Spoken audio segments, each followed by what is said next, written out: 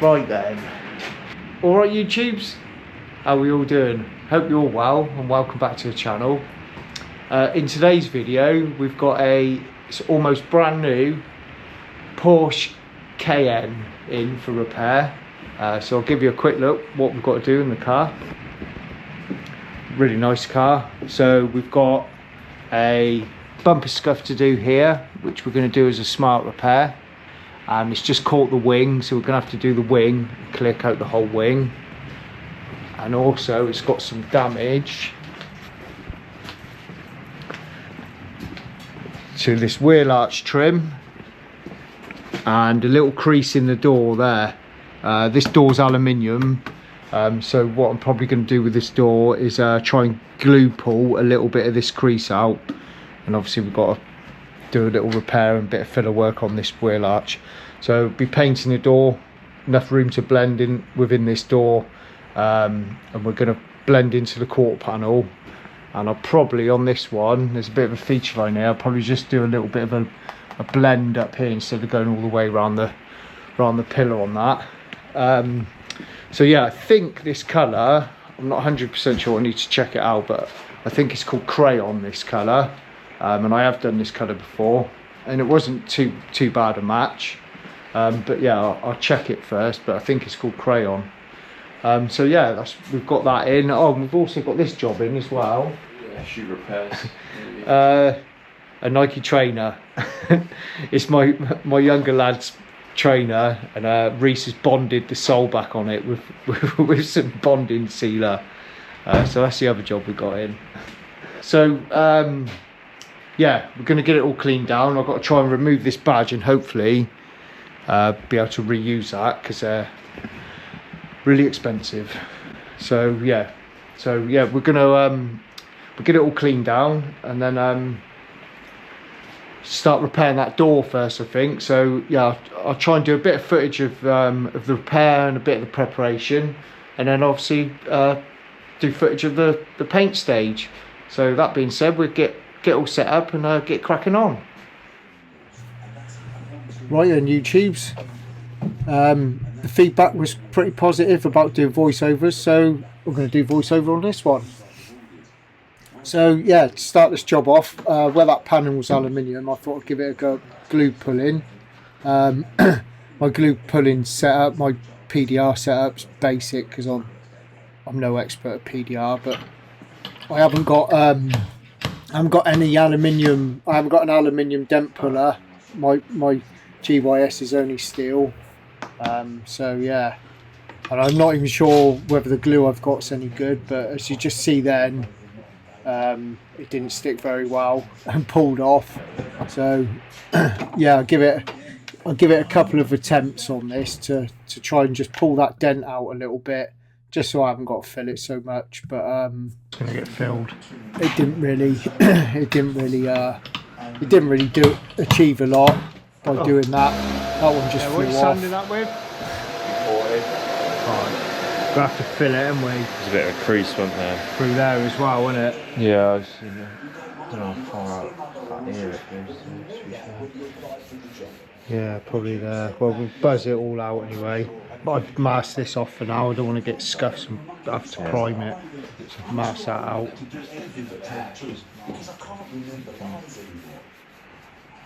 That'll all buzz out. I'd probably mask the wing off for now as well. It's probably just 800 whole thing, wasn't it? Yeah, it might just have to 500 this, but I don't want to have to prime it. No. You know what I mean? So I'd probably mask that out as well, and that arch. Yeah. I'll just see if I can just do one more pull on this. Come back to the economic feature, but he talks about I'm a fighting But you feel it, it's there, and then it kind of in the middle. Yeah, we'll have to put that back in. Yeah, I know. Yeah, that's right. But what we do is we're hard edge tape. Take that now. Yeah. And then try and round it off. So it's my last attempt trying to pull some of that dent out.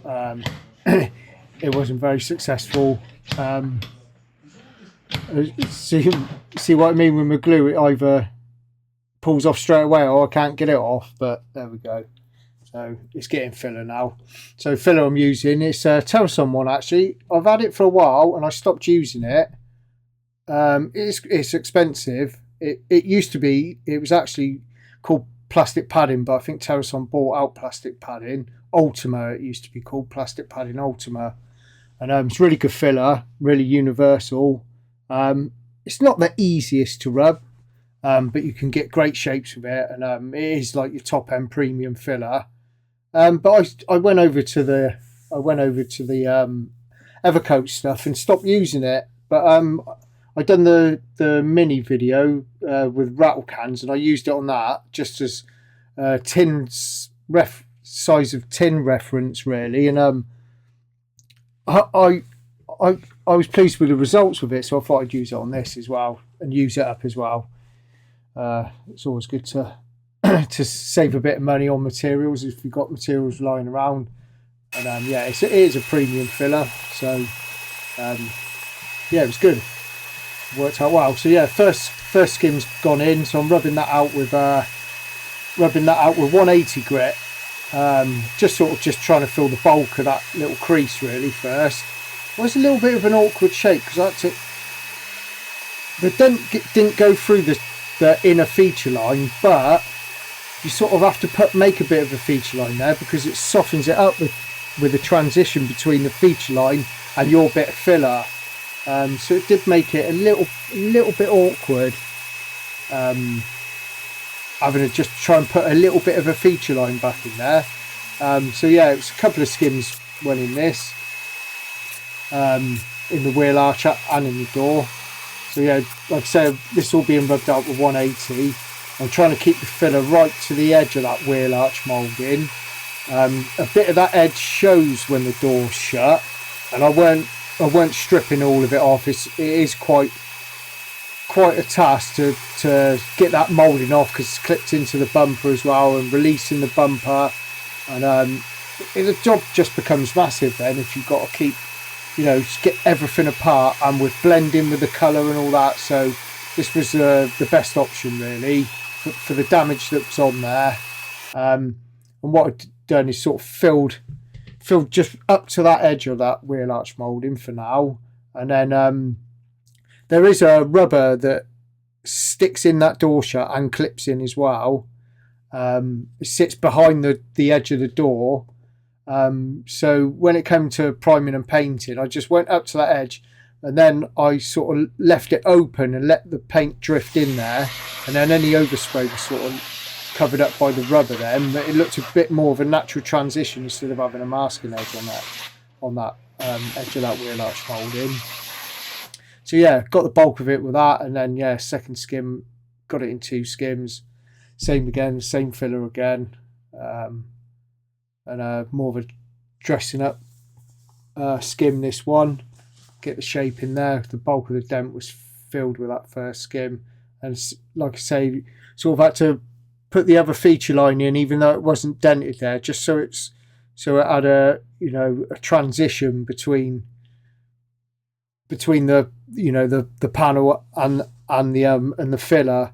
Otherwise, like I say, you're having filler just up to the edge, you lose your feature line, so you have to put a bit of a feature line back in it even if it isn't dented. You have to sort of make your own. Same with that, it was a little bit of an awkward one, filling up to that that trim that's in the bumper. Ideally that trim needed to come out, but then that's even if you're just going to release the bumper, you end up having to take it off really to get it out, and there's obviously risk of breaking it. So again, yeah, this skim's 180, blocking it all down with 180, and yeah, I'm using my Pinkies block. I like them blocks, they're good.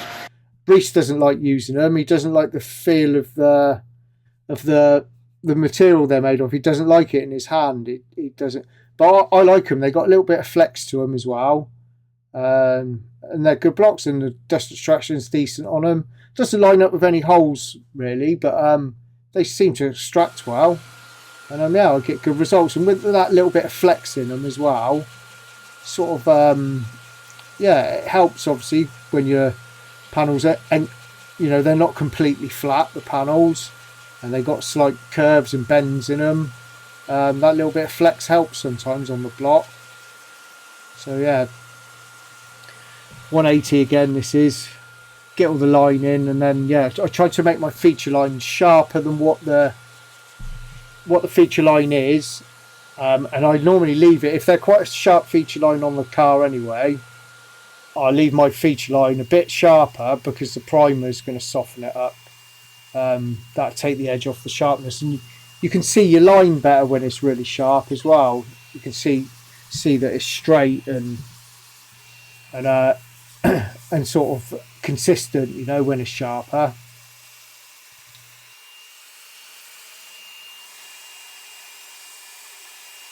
Does it feel alright? Yeah.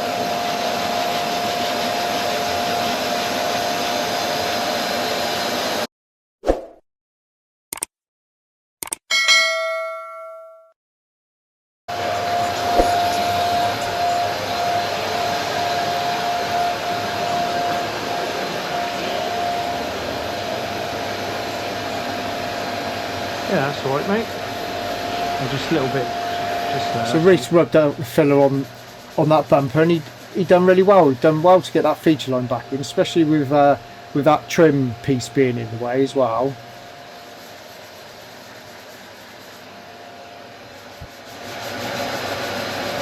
Got to keep it sharp because the primer's going to make it soft, isn't it?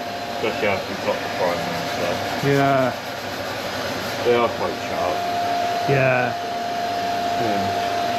If anything, like where we sanded out the plastic, it'll go soft. Yeah. Or else you have to try and sharpen it in the primer.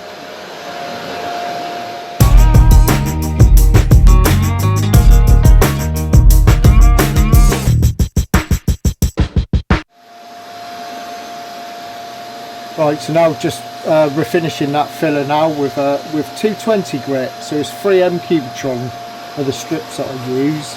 And for some reason they got all your normal grades, 80, 120, 180, and normally your next grade from that on discs and paper and strips it's normally 240, but for some reason the Cubitron 2s they're 220 grit. But yeah, I like them as a 220 grit. They've just got that little bit of extra cut, and yeah, and 220 grit's a good grit to be 2-pack priming over. So yeah, just refinishing it all now in 220 grit, getting the line in a bit sharper than it needs to be, and yeah, the repair come out good. I'm just gonna get that line looking a little bit more even and marrying up either end of it. So yeah, just use the old bit of masking tape trick so I don't take it out on the other side of the feature line, and just to get that line in a little bit crisper and a little bit more consistent across it. The dent wasn't really into that feature line either, so yeah, where you sort of fill in that crease, you've got to sort of tie your feature lines in with it. Some of these little dents can be a little bit finicky and a little bit tricky, you know, but yeah, it went in alright. So that's it all finished off in 220, just knocking that edge and just keeping everything right up to the edge of that wheel arch trim for now. Even the primer I'm going to keep up to that edge, and then yeah, so now just sanding around it, prepping the air around it with 240 grit on the DA. They're 3M discs that I use. They're mid-range ones. They're blue. They are. Can't remember the part number because I'm sat at my computer now doing this. But yeah, so 240 grit to refinish all the scratches around it. And then yeah, I had to do a bit of filler work underneath that trim as well. So yeah, that's normally what I try to finish all my repairs off in. I try to finish the filler off in 220, unless it's a big filler job.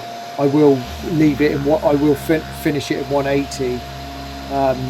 But yeah, most filler I try to finish the filler off in 220 grit with the Cubitron strips, and then all the refinishing and the scratches around it. For 2-pack primer, I finished in 240, and then I'm just going to now just prepping the rest of the job now for the do the paint prep. I like doing all the paint prep before I prime, and then once you do your primer, it's normally next day if I'm, you know, depending on the size of the job that I'm going to be painting it, and then it's quite a quick process then to knock off your bits of primer, get all that finished, and then start masking it. So yeah, blend area, do what I pretty much do on most jobs. All the surfaces, all your sort of flat surfaces, I knock down with, that's at 800 grit on the DA, and those discs I use, they're SIA, so SIA, they're SIA discs. They're pretty decent. They do last quite a while. Get a decent cut on them, a decent scratch on them. They're pretty good. They're film discs. I always find the film discs are better for those types of grits than just sort of standard discs. They're a bit thinner, a bit more flexible, especially when you're trying not to break through and stuff like that.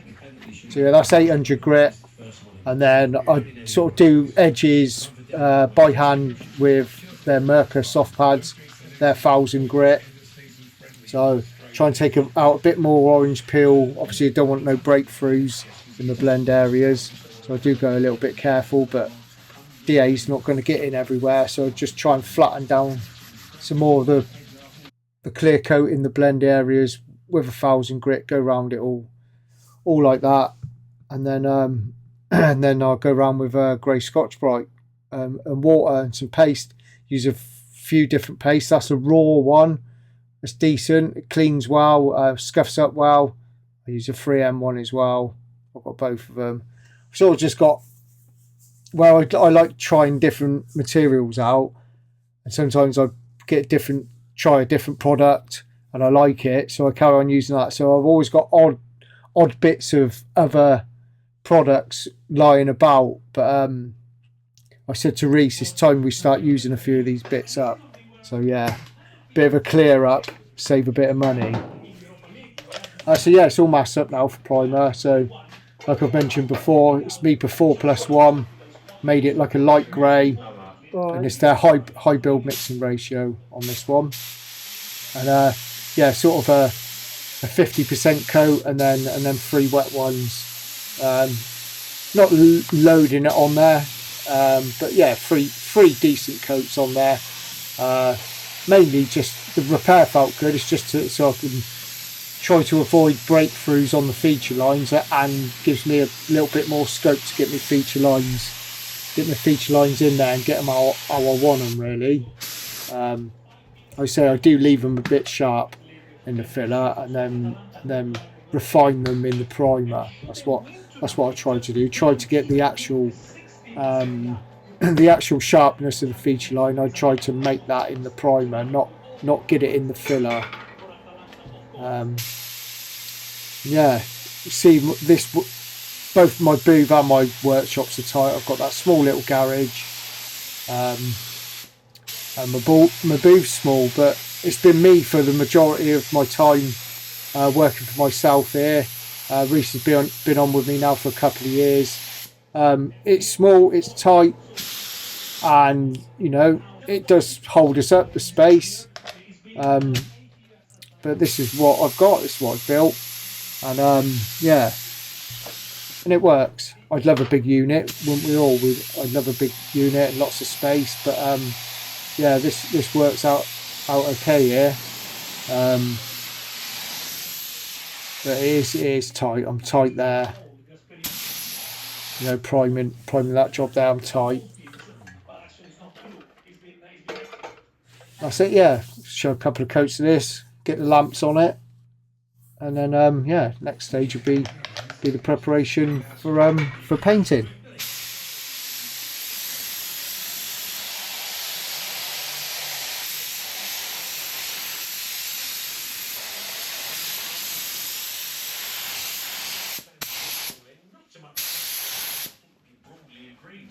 Most cases, but I'm sure it'll be picked up next by Andy Goldstein now and then in Drive, and we'll catch up with you tomorrow. Andy, you'll be back for the birthday spread. Yes, Charlie will be with me.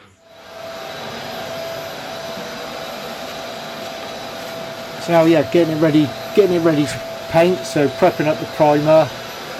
So guide coating it. Use a dusty one. That's a Mipa guide coat. So yeah, put that on there first, obviously.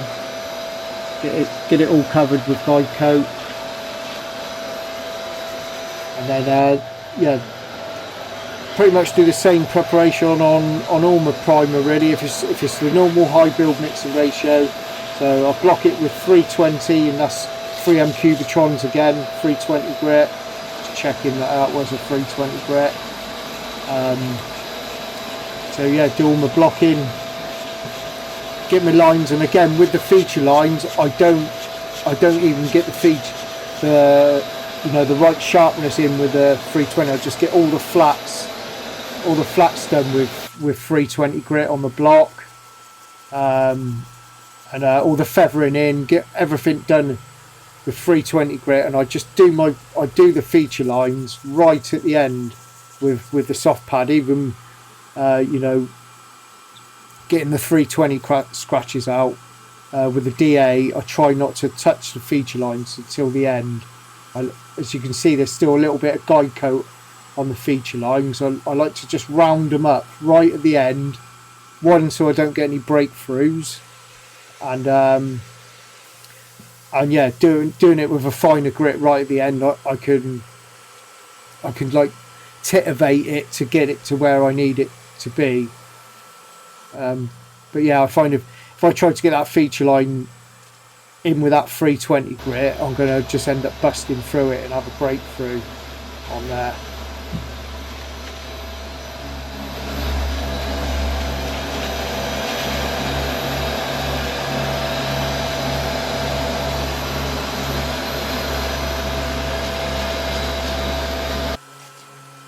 So yeah, I left all the masking on there. That was the masking for the primer. So I didn't scratch any of the inner part of that wheel arch trim. Just left it on there right until the end, and get that tape off. Then I just put another bit of tape on there. There's just a little bit past my, because that was a hard edge for the primer on the tape. Then I just put a new bit of tape just next to it, so now I can knock that hard edge of primer off without scratching inside that wheel arch trim, because yeah, I'm not going to be able to get in there obviously when I paint it if I got any scratches in there. So yeah, I'm just getting that edge off with a bit of 320 grit, and then just protecting the rest of it with another piece of tape, and just going around that edge with with a bit of 500 grit now, just to get that in before I start doing the top surface.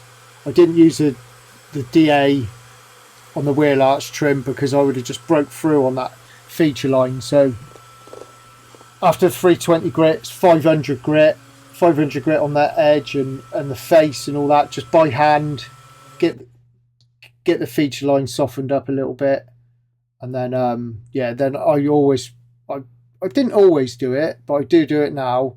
After the 500, I just give it a little tickle with 600 afterwards, just to get them scratches a little bit finer.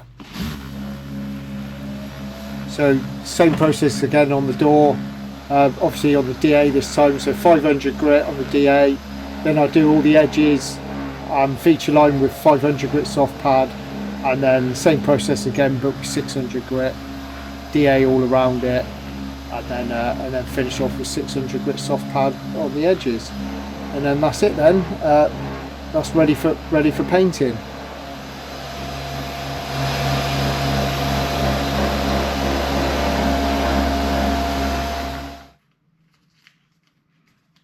So we're at the masking stage now.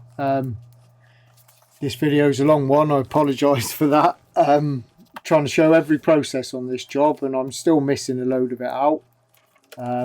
So yeah, the masking, so yeah, on this edge, so it's a soft edge that I've done in there, and then I do a soft edge with a back mask. So instead of having to sort of tape it on paper all in there, do my flip tape on my leg like I normally do, create a little soft edge, and then back mask off of that, and then shut the boot down.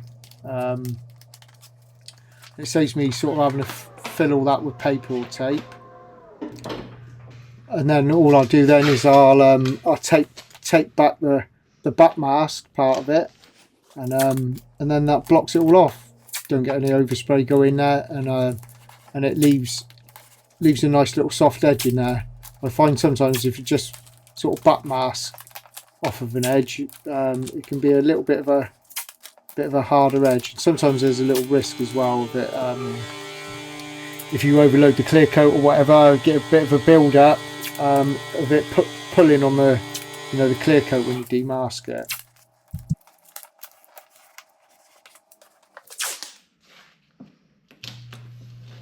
So the tape I'm using now, well, the reps call it jack tape. It's like a precision tape, I suppose. It's got, I think it's made of like corn or something. I'm not 100% sure, but I haven't got any inch, so I'm using the bit of 2-inch I've got I'm cutting it in half for an inch. But yeah, it's sort of precision tape, so it sticks really well. It's got a real fine line on it. It's not fine line tape, though you could use it as a fine line, but it's great for tight areas. Like that bumper's not released, there's not much of a gap there. It's flexible, a bit more flexible than normal masking tape. It's thinner, bit more tack to it. It just leaves a crisper edge, and it's ideal for tight stuff you've got a mask that's tight, that you haven't taken off. For trims, it's great for trims and rubbers, plastics and stuff like that. It's really good. It peels off really well, and it leaves a nicer edge, and the transition between it and the panel is just a little bit neater. That's why I use it, but I'm struggling to get hold of it at the moment. Like I say, I only buy it in sort of single rolls. It is expensive. It's more expensive than normal masking tape, but it's I just use it on trims and stuff like that. So the tape I'm using here is lifting tape, just to get that rubber pulled back, just to get it away from the body, especially on a blend panel. You're not going to start quoting to have the glass taken out and stuff like that, in the real world, unless it's sort of insurance, that they would probably allow for that quarter glass to come out. But to be fair, if it was my car, I'd rather have the factory fitted glass in there than have it cut out and trims taken out. It just gets excessive, doesn't it, sometimes? So you just try and do the best you can, and these products are out there for that reason, to save you all this trouble of removing trims. As cars nowadays, the trims are just so many trims and types of trims and decorative trims and rubbers. You've got to find ways around it, but obviously you don't want build up of paint, and you don't want masking edges and stuff like that. So yeah, that's a J-tape lifting tape. Works really well.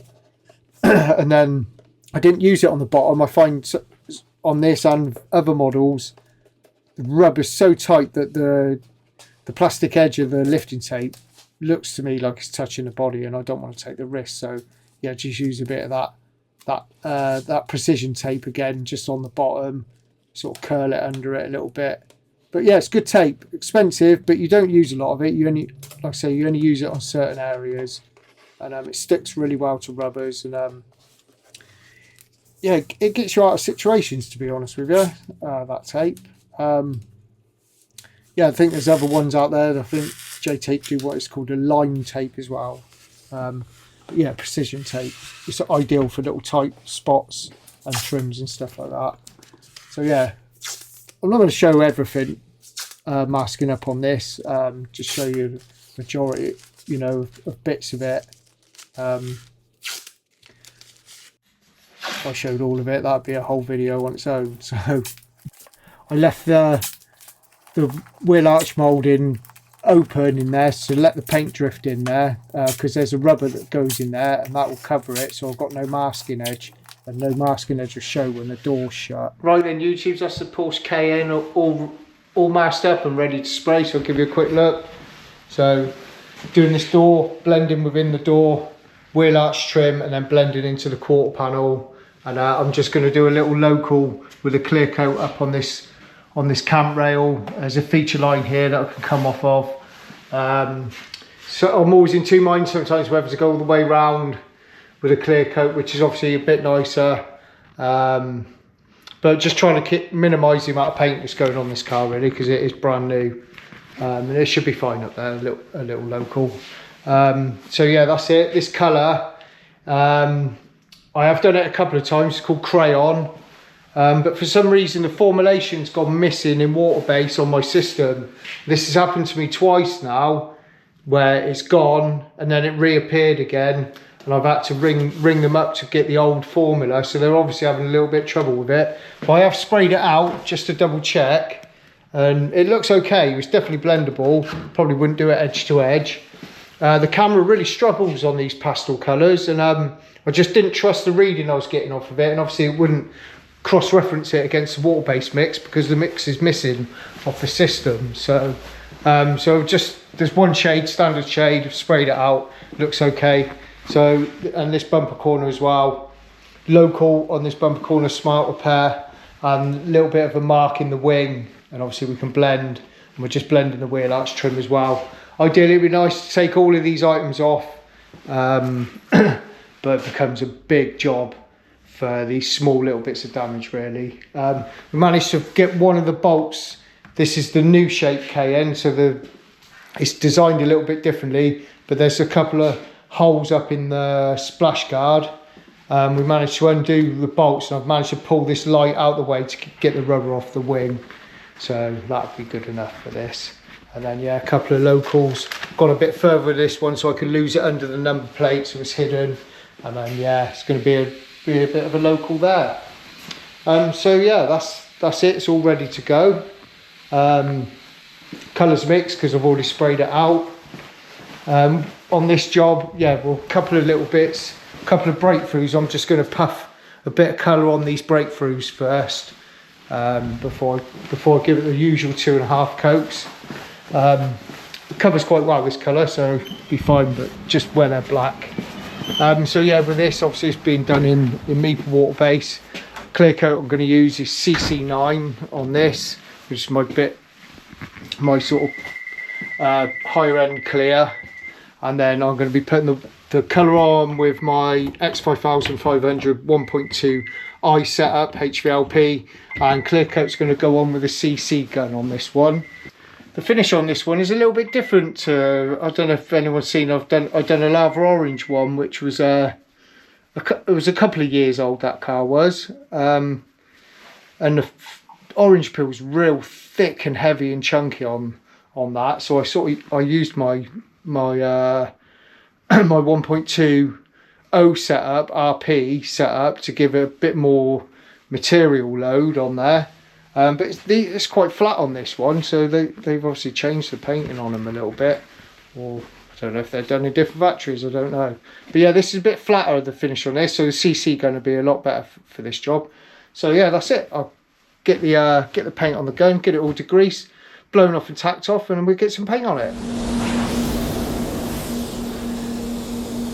Right, so it's all ready now to paint, so obviously giving it a blow and a tack. And when I degrease, I use water-based degreaser and I use solvent degreaser with microfiber cloths, and I blow with the microfiber cloths as well. Yeah, to be honest with you, any of you guys out there, I've changed what I did. I always degrease before I mask up anyway, with water degreaser before I mask up. Then I mask up in the booth, and then I was solvent degreasing and then water degreasing at the end, and I was getting the odd job where the first coat of base coat was like just picking up sort of like, looked like a bit silicone-y, a bit streaky, especially on some metallics. So I do it the opposite way now. I water-base degrease it when it's all masked, and then I solvent degrease it, and it seems to be better.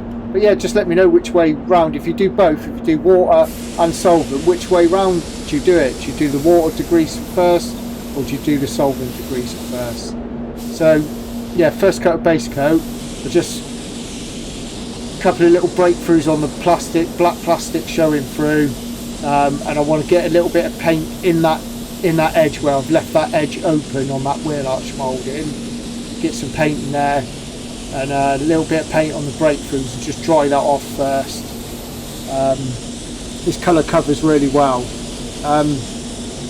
Sort of had some issues with these pastel colours in Mipa. Like I say, this colour's, for some reason, it's disappeared twice off the system. Then there was a new formula on there, and now that's gone off the system again. So whether they're having issues with it, the spray out looked good. You could probably nearly edge to edge it, but it's not worth the risk on that, you know, on that type of car. But I seem to have I've had some blending issues with some of the pastel colours. There's a Volkswagen colour, pure grey it's called, which is like a battleship sort of darkish bluish sort of grey, and I could see where it was blended, and the actual colour on the spray out looked good. It looked, you know, looked like you could edge to edge it, but I could just see where I blended it for some reason. And a little bit on this, I don't know if it's, you know, whether I'm not sure, to be honest with you. It seems to be picking out some sort of pigment out of the colour. It looked okay to me, but with a critical eye, especially under the LED, like the LED lights in the booth, it looked like I could, no matter how much I blend it, I could just see where it's where it's been painted, even though the colour looked decent. But anyway, so yeah, that's the first coat on there.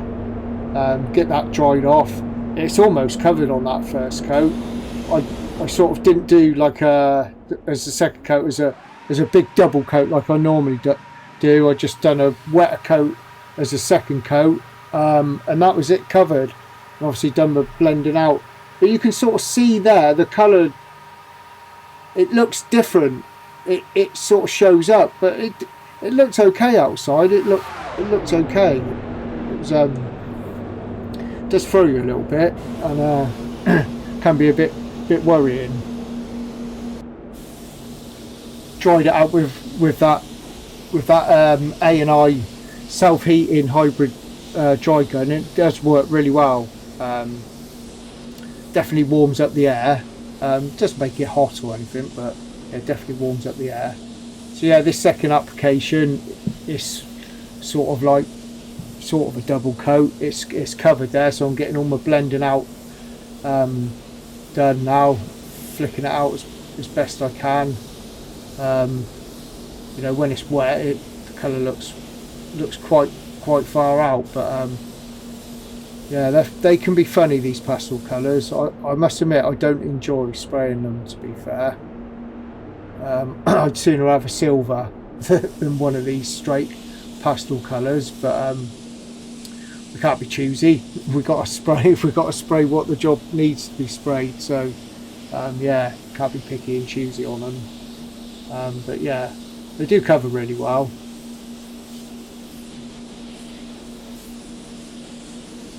Yeah, obviously there's no drop coating being a straight colour, so get all the blending out sort of done within that final coat. Get all the flicking out done all at 2 bar. I don't drop the pressure on a straight colour,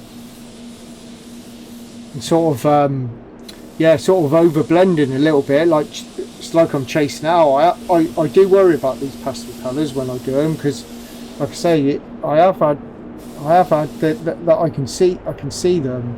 But yeah, if any of you guys have had any trouble with blending pastel colours in Waterbase, you know, whatever paint system you're on, if you've had issues, or whether it's just Mipa, I don't know. But yeah, I seem to have had some issues with it, but it looks okay dry there. It's and it did look alright, but I know where it's been painted, and I'm always looking for any little discrepancies. But yeah, if any of you guys had issues with pastel colours blending wise, yeah, let me know, and if you have, and let me know how you got over them. That'd be great.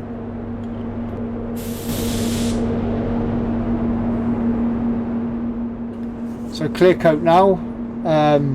Like I said, it's Mipa CC9 clear coat, HS25 hardener, 5% thinners, and it's the V25 thinner, so it's the medium hardener and the medium thinner. Using the CC gun for this. So first coat, I put this on a little bit light. Again, I worry a little bit about the pastel colours. With too much clear coat in the blend area, maybe changing the shade of it slightly, you know, to that door. So I sort of went a little bit cautious with this one. Tried to keep the first coat as a real thin coat on the first coat, just so I don't get too much clear coat up towards, you know, the edge of that door, so it's edge to edge with the other door. So yeah, I sort of was a little bit over cautious, but obviously I want a closed coat, a clear coat on there. I don't want sort of little micro holes poking through on the first coat, but yeah, didn't want to overload it neither. So yeah, quite a lightish coat really for the first coat. And yeah, nearly walked away and forgot the back end of that wheel arch and underneath. Went back and realised what I'd done there.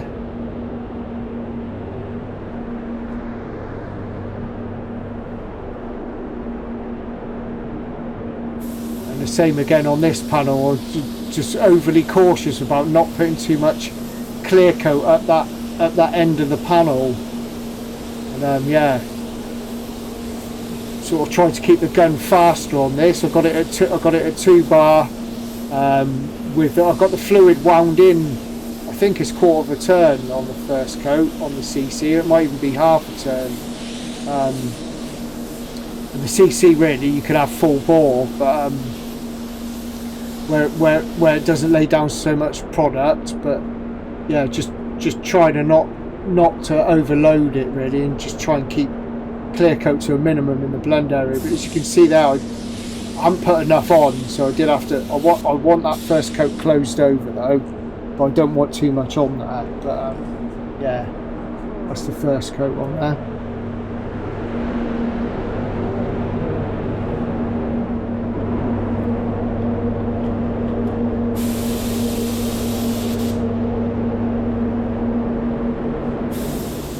So second coat now. Pressure wise would have been 1.9 bar. I can't remember, to be honest with you, whether I had the fluid fully open on the second coat or whether I did wind it in 1/4 of a turn from resistance. I may have wound it in 1/4 of a turn, but obviously it's a bit slower now on this second coat. Just try not to overload it and trying to get enough on there, trying to find that fine balance between getting a nice finish and not putting too much product on there. Like I say, I'm always a bit wary of these pastel colours, of colour changes, and yeah, and the blending as well.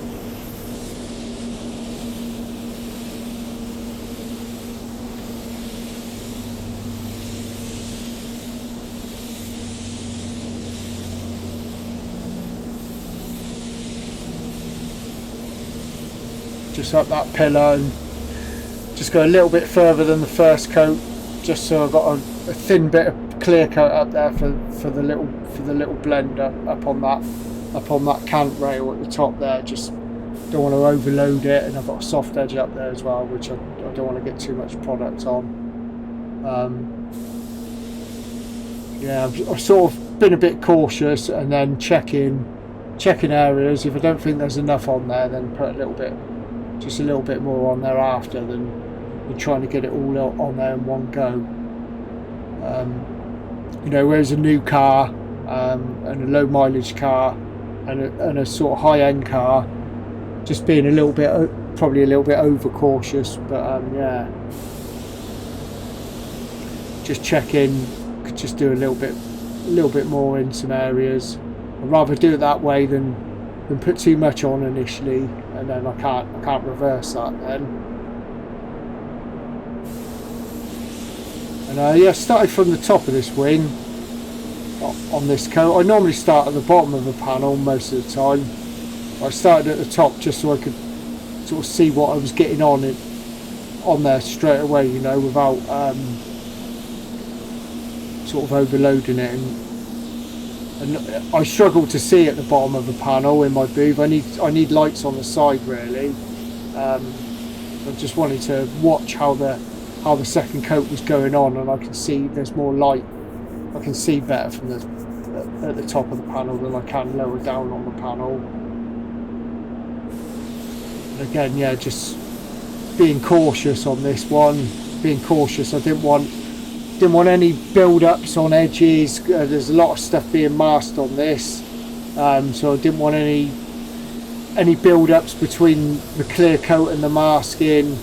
Wanted to try and keep all the edges nice and neat. Obviously, where it isn't stripped, I don't want it to look like it's been masked neither.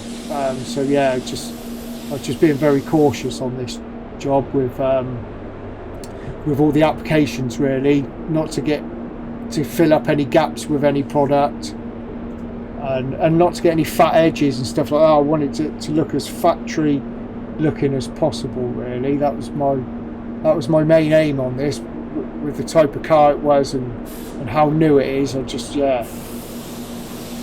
wanted it sort of to look as factory as possible really.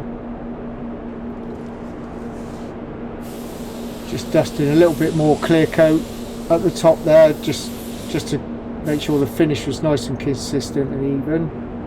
And yeah, that's it for the clear coat. And yeah, I hope I didn't waffle on too much on this voiceover. And yeah, thanks for watching, appreciate it.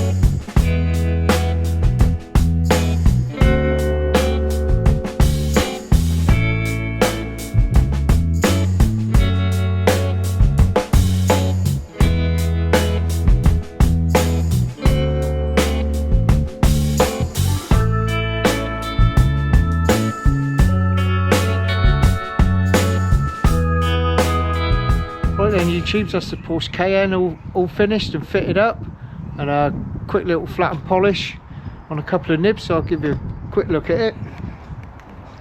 And yeah, all went okay. Colour's gone in all right. Colour's pretty decent. So we clear coated all of that wing, blended the colour in, and yeah, it's all gone in all right. I'm happy with the finish. Finish has come out good. I do love that Mipa CC9. It does go on really nice. Goes on really nice, especially with a CC gun as well. And the little blend went in fine, and we lost the little blend under there. And yeah, it was pretty clean as well, which I was pleased about. Couple of really small nibs here and there, and so it's pretty much out the gun. I'll give you a quick look at the back.